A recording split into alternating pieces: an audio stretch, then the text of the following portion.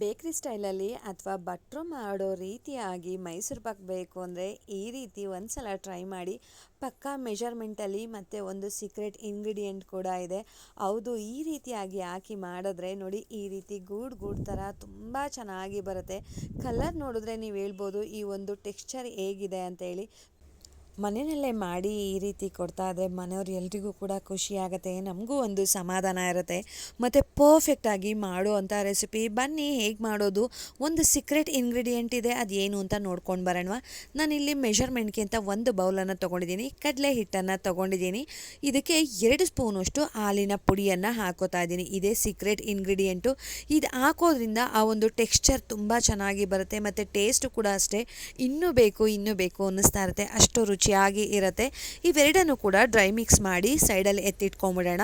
ಅದೇ ಬೌಲು ಮೆಷರ್ಮೆಂಟಲ್ಲಿ ಅರ್ಧ ಬೌಲಷ್ಟು ರಿಫೈನ್ಡ್ ಆಯಿಲನ್ನು ಹಾಕೋತಾ ಇದ್ದೀನಿ. ಇದಕ್ಕೆ ಯಾವುದೇ ಕೋಲ್ಡ್ ಪ್ರೆಸ್ಡ್ ಆಯಿಲ್ ಹಾಕೊಂಡ್ರೆ ಚೆನ್ನಾಗಿರೋದಿಲ್ಲ, ಅದರದ್ದೇ ಒಂದು ಫ್ಲೇವರ್ ಆಗ್ಬೋದು, ಆ ಫ್ರಾಗ್ರೆನ್ಸ್ ಆಗ್ಬೋದು ಬಂದ್ಬಿಡುತ್ತೆ. ಸೊ ಆದಷ್ಟು ರಿಫೈನ್ಡ್ ಆಯಿಲನ್ನೇ ಹಾಕ್ಕೊಂಡ್ರೆ ಚೆನ್ನಾಗಿರುತ್ತೆ. ಇನ್ನು ಅರ್ಧ ಬೌಲಷ್ಟು ನಾನು ತುಪ್ಪನ ಹಾಕ್ತಾ ಇದ್ದೀನಿ. ಎರಡೂ ಸೇರಿ ನಮಗೆ 1 ಬೌಲು ಆಗುತ್ತೆ ಸ್ನೇಹಿತರೆ. ಮೆಷರ್ಮೆಂಟ್ ಒಂದು ಪಕ್ಕ ಇರಲಿ.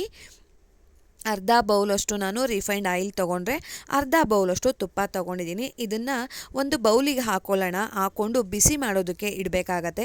ನಾವು ಇದನ್ನು ಲೋ ಫ್ಲೇಮ್ನಲ್ಲಿನೇ ಬಿಸಿ ಮಾಡಬೇಕಾಗತ್ತೆ. ಇದರಲ್ಲಿ ಹೊಗೆ ಬರೋ ತನಕ ನಾವು ಯಾವತ್ತೂ ಅಷ್ಟೇ ಬಿಸಿ ಮಾಡಬಾರ್ದು. ನಾನಿಲ್ಲೊಂದು ಇವಾಗ ನಾನ್ ಸ್ಟಿಕ್ ಪ್ಯಾನ್ ತೊಗೊಂಡಿದ್ದೀನಿ. ಅದೇ ಬೌಲ್ ಮೆಷರ್ಮೆಂಟಲ್ಲಿ 1 ಬೌಲಷ್ಟು ಸಕ್ಕರೆಯನ್ನು ಹಾಕ್ತಾ ಇದ್ದೀನಿ. ನಾವಿಲ್ಲಿ ಸಕ್ಕರೆ ಮುಳುಗುವಷ್ಟು ಮಾತ್ರ ನೀರನ್ನು ಹಾಕಬೇಕು. ಜಾಸ್ತಿ ಹಾಕಿದ್ರೆ ಪಾಕ ಬರೋದು ಲೇಟ್ ಆಗುತ್ತೆ. ಸೊ ಸ್ವಲ್ಪ ನೀರನ್ನು ಹಾಕೋದ್ರಿಂದ ಪಾಕ ಬೇಗ ಬಂದ್ಬಿಡುತ್ತೆ. ನಾವು ಸ್ಟವನ್ನು ಆನ್ ಮಾಡಿದ ಮೇಲೆ ಕೈ ಬಿಡದೇ ಈ ರೀತಿ ಚೆನ್ನಾಗಿ ಮಿಕ್ಸ್ ಮಾಡ್ತಾ ಬರಬೇಕಾಗತ್ತೆ. ನಮಗೆ ಪಾಕ ಸುಮಾರು ಒಂದು 2ರಿಂದ 3 ನಿಮಿಷ ಒಳಗಡೆ ಬಂದ್ಬಿಡುತ್ತೆ ಸ್ನೇಹಿತರೆ. ನೋಡಿ, ಇವಾಗ ಒಂದು ಅರ್ಧ ಭಾಗ ಚೆನ್ನಾಗಿ ಕರಗ್ತಾ ಬಂದಿದೆ. ನಾನು ಯಾವುದೇ ಸ್ವೀಟ್ ರೆಸಿಪಿ ಮಾಡಬೇಕಾದ್ರೂ ಕೂಡ ಮೀಡಿಯಮ್ ಫ್ಲೇಮ್ನಲ್ಲಿನೇ ಇಟ್ಕೊಂಡು ಮಾಡೋ ಅಂಥದ್ದು. ನೋಡಿ, ಈಗ ಆಲ್ಮೋಸ್ಟ್ ಸಕ್ಕರೆ ಕರಗ್ತಾ ಇದೆ. ಇನ್ನೊಂದು ಸ್ವಲ್ಪ ಸಕ್ಕರೆ ಕರಗಬೇಕಾಗಿದೆ.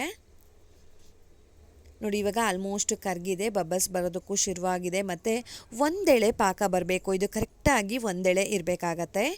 ಇವಾಗ ನಾವು ರೆಡಿ ಮಾಡಿ ಇಟ್ಕೊಂಡಿರೋವಂಥ ಮಿಕ್ಸ್ ಮಾಡಿರೋವಂಥ ಕಡಲೆ ಹಿಟ್ಟು ಮತ್ತು ಹಾಲಿನ ಪುಡಿದು ಏನು ಮಿಶ್ರಣ ಇದೆ ಅಲ್ವಾ, ಇದಕ್ಕೆ ಹಾಕ್ಕೊಂಡ್ಬಿಟ್ಟು ಚೆನ್ನಾಗಿ ಮಿಕ್ಸ್ ಮಾಡ್ತಾ ಬರಬೇಕು. ನಿಮಗೆ ಗಂಟಿದೆ ಅಂತ ಅನ್ನಿಸ್ತಾ ಇರುತ್ತೆ, ಬಟ್ ಇದರಲ್ಲಿ ಗಂಟೆಲ್ಲ ಈ ಥರ ಮಿಕ್ಸ್ ಮಾಡೋದ್ರಿಂದ ಎಲ್ಲ ನೀಟಾಗಿ ಅದ್ರ ಜೊತೆ ಹೊಂದ್ಕೊಂಡ್ಬಿಡುತ್ತೆ, ಗಂಟು ನಮಗೆ ಉಳ್ಕೊಳ್ಳೋದಿಲ್ಲ. ಚೆನ್ನಾಗಿ ಈ ರೀತಿ ಕೈ ಬಿಡ್ದೇ ತಿರುಗಿಸ್ತಾ ಇರಬೇಕಾಗತ್ತೆ.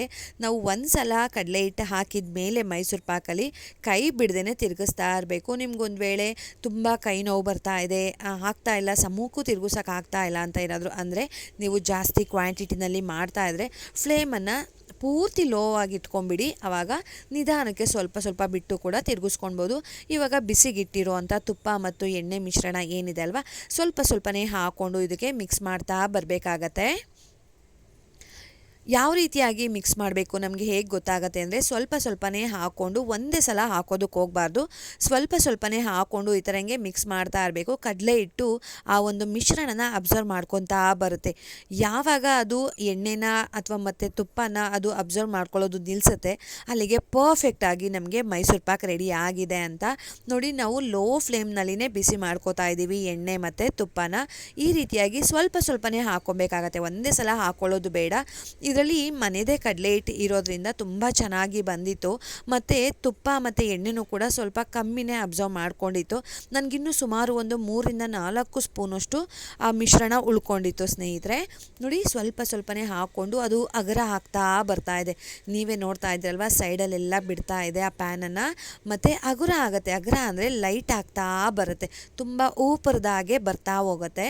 ನೋಡಿ, ನಾವು ಬಿಸಿ ಹಾಕಿದ ತಕ್ಷಣ ಪೂರ್ತಿ ಈ ಥರ ಹಿಂಗೆ ಉಬ್ಬುತ್ತೆ, ಆವಾಗ ಪರ್ಫೆಕ್ಟಾಗಿ ಬರ್ತಾ ಇದೆ ಅಂತ.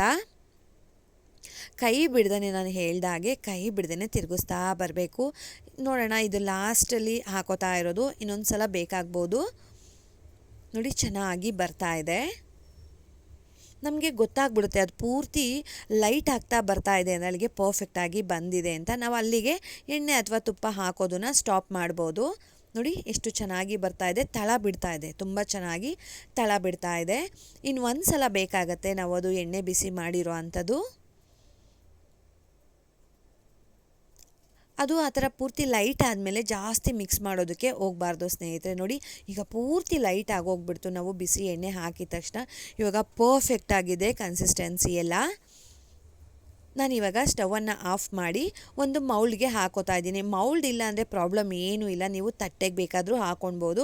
ನಮಗೆ ಒಂದು ಪರ್ಫೆಕ್ಟ್ ಆಗಿರುವಂಥ ಬೇಕ್ರಿ ಸ್ಟೈಲಲ್ಲಿ ಅಥವಾ ಭಟ್ರು ಮಾಡೋ ರೀತಿ ಬೇಕು ಅಂತ ಹೇಳಿದ್ರೆ ಈ ಥರ ಹಾಕ್ಕೊಂಡ್ರೆ ಎಲ್ಲೂ ಕೂಡ ನಮಗೆ ವೇಸ್ಟ್ ಆಗೋದಿಲ್ಲ, ಪರ್ಫೆಕ್ಟಾಗಿ ಶೇಪ್ ಬರುತ್ತೆ ಅಷ್ಟೇ. ಮೌಲ್ಡಿಗೂ ತಟ್ಟೆಗೂ ವ್ಯತ್ಯಾಸ. ಮತ್ತು ನಾವು ಮೈಸೂರು ಪಾಕ್ ಮಾಡಬೇಕಾದ್ರೆ ಸುಮಾರು ಒಂದು 3-4 ಇಂಚು ಹೈಟ್ ಇರೋ ಅಂಥ ಬೌಲ್ ಆಗ್ಬೋದು, ಬಾಕ್ಸ್ ಆಗ್ಬೋದು ತೊಗೊಂಡ್ರೆ ನಮಗಲ್ಲಿ ಕರೆಕ್ಟಾಗಿ ಒಂದು ಗೋಲ್ಡನ್ ಬ್ರೌನ್ ಕಲರ್ ಬರುತ್ತೆ ಅಲ್ವಾ, ಆ ಒಂದು ಟೆಕ್ಸ್ಚರು ಬರುತ್ತೆ ಸ್ನೇಹಿತರೆ. ಒಂದು 10 ನಿಮಿಷ ಅದನ್ನು ತಣ್ಣಗಾಗೋದಕ್ಕೆ ಬಿಟ್ಟಿದ್ದೀನಿ, ಪೂರ್ತಿಯಾಗಿ ತಣ್ಣಗಾಗೋದಕ್ಕೆ ಬಿಟ್ಟಿಲ್ಲ. ಒಂದು 10 ನಿಮಿಷ ಆದಮೇಲೆ ನಾನಿಲ್ಲಿ ಕಟ್ ಮಾಡ್ತಾ ಇದ್ದೀನಿ. ನೀವೇ ನೋಡ್ತಾ ಇದ್ದೀರಾ ಎಷ್ಟು ಚೆನ್ನಾಗಿ ಬರ್ತಾ ಇದೆ ಅಂತ. ಬಾಯಿಲಿಟ್ರೆ ಕರ್ಗೋಗುತ್ತೆ ಸ್ನೇಹಿತರೆ, ಅಷ್ಟು ಚೆನ್ನಾಗಿ ಬರುತ್ತೆ. ನೀವೇ ನೋಡ್ತಾ ಇದ್ದೀರಾ ಎಷ್ಟು ಚೆನ್ನಾಗಾಗಿದೆ ಅಂತ. ತುಂಬ ಅಂದರೆ ತುಂಬ ಚೆನ್ನಾಗಾಗಿದೆ. ಮತ್ತು ಬಾಯಿನಲ್ಲಿಟ್ಟರೆ ಕರ್ಗೋಗುತ್ತೆ ಸ್ನೇಹಿತರೆ, ಅಷ್ಟು ರುಚಿಯಾಗಿತ್ತು, ತುಂಬ ಚೆನ್ನಾಗಿ ಬಂದಿತ್ತು. ಪರ್ಫೆಕ್ಟಾಗಿ ಈ ಒಂದು ಮೆಥಡಲ್ಲಿ ನೀವು ಟ್ರೈ ಮಾಡಿದ್ರೆ ಬಿಗಿನರ್ಸ್ ಇದ್ದರೂ ಕೂಡ ತುಂಬ ಚೆನ್ನಾಗಿ ಬರುತ್ತೆ. ಮಿಸ್ ಮಾಡದೆ ಟ್ರೈ ಮಾಡಿ. ನೋಡಿ ಕಟ್ ಮಾಡಿದ ಮೇಲೆ ನಾನು ಅದನ್ನು ಉಲ್ಟಾ ಟ್ಯಾಪ್ ಮಾಡ್ತಾಯಿದ್ದೀನಿ ಒಂದು ಪ್ಲೇಟ್ ಹಾಕಿಬಿಟ್ಟು. ವಾವ್, ನೋಡಿ ಎಷ್ಟು ಚೆನ್ನಾಗಿ ಬಂದಿದೆ. ಆ ಕಲ್ಲರ್ ಕೂಡ ಅಷ್ಟೇ, ಆ ಒಂದು ಟೆಕ್ಸ್ಚರ್ ಅಂತ ಹೇಳ್ತೀವಲ್ವ ಮೈಸೂರು ಪಾಕಿಂದು, ನೋಡಿ ಎಷ್ಟು ಚೆನ್ನಾಗಿದೆ ಅಂತ. ನೀವೊಂದು ಬಾಕ್ಸ್ ಆಗ್ಬೋದು, ಈ ಥರ ಯಾವುದಾದ್ರೂ ಮೌಲ್ಡ್ ಇದೆ ಅಂದರೆ ಅದರಲ್ಲೂ ಕೂಡ ಹಾಕಿ ನೀವು ಮಾಡ್ಬೋದು ಸ್ನೇಹಿತರೆ.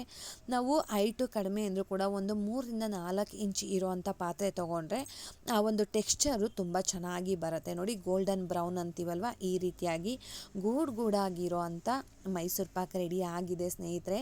ತುಂಬ ಚೆನ್ನಾಗಿ ಬರುತ್ತೆ. ನೀವು ಕೂಡ ಟ್ರೈ ಮಾಡಿ ಕಮೆಂಟ್ ಮಾಡಿ ನನಗೆ ಹೇಗೆ ಬಂತು ಅಂತ. ಸೀಕ್ರೆಟ್ ಇಂಗ್ರೀಡಿಯೆಂಟ್ ಅಂತ ಹೇಳಿದೆ ಅಲ್ವಾ, ಅದನ್ನು ಕೂಡ ಮಿಸ್ ಮಾಡದೆ ಹಾಕಿ. ನಮಗೆ ಇನ್ನೂ ಬೇಕು ಅನ್ನಿಸ್ತಾ ಇರುತ್ತೆ. ತುಂಬ ಚೆನ್ನಾಗಿರುತ್ತೆ. ಹಬ್ಬಗಳಿಗಾಗ್ಬೋದು, ಫಂಕ್ಷನ್ಗಳಿಗಾಗ್ಬೋದು, ಈ ರೀತಿ ಮನೆಯಲ್ಲೇ ಮಾಡಿದ್ರೆ ನಮಗೂ ಕೂಡ ಒಂದು ಖುಷಿ ಇರುತ್ತೆ. ಮನೆಯಲ್ಲೇ ಮಾಡಿರೋವಂಥ ಸ್ವೀಟ್ ಕೊಡೋದ್ರಿಂದ ಮನೆಯವರಿಗಾಗ್ಬೋದು, ಮಕ್ಕಳಿಗಾಗ್ಬೋದು, ಒಂದು ಆರೋಗ್ಯಕ್ಕೂ ಕೂಡ ಒಳ್ಳೆಯದು ಅಲ್ವಾ ಸ್ನೇಹಿತರೆ. ನಿಮ್ಮೆಲ್ಲರಿಗೂ ಈ ಒಂದು ವಿಡಿಯೋ ಇಷ್ಟ ಆಗಿದೆ ಅಂತ ಅಂದ್ಕೊಳ್ತಾ ಇದ್ದೀನಿ. ಮಿಸ್ ಮಾಡದೆ ಟ್ರೈ ಮಾಡಿ, ಕಮೆಂಟ್ ಮಾಡೋದನ್ನು ಮರಿಬೇಡಿ. ಹೋಗಿ ಬರಲಾ? ಬಾಯ್ ಸ್ನೇಹಿತರೆ, ನಮಸ್ತೆ.